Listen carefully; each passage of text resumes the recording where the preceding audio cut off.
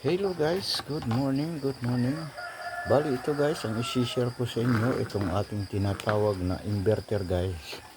Itong inverter ay nagiging 12 volts to guys, magiging 220 to guys sa pamamagitan ng ating battery guys. Ganito lang guys ang ating pagkakabit. Itong battery natin ay may positive at may negative. Ito naman guys ang ating inverter, may positive. Ito lang natin ilalagay guys dito, ganito lang guys. At pagkatapos itong negative naman ng ating battery ay dito. Yan guys. At pagkatapos guys, susubukan natin kung talagang may kuryente siya guys.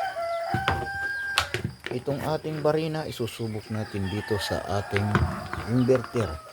Kung gaano talaga kalakas ang ating inverter. Kahit 1000 watts lang siya guys, pero tingnan nyo yung load nya.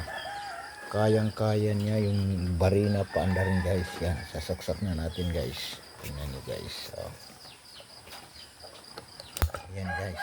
Yan guys, nakasaksak na ang ating inverter. Yan guys. Bali ito, tingnan nyo. Walang kaano na yan guys. Tingnan nyo, galing dito mismo sa battery. At ngayon, ipa-under na natin. Tingnan nyo guys. I-on lang natin dito muna. Tawag dito switch. Yan guys, umandar na siya.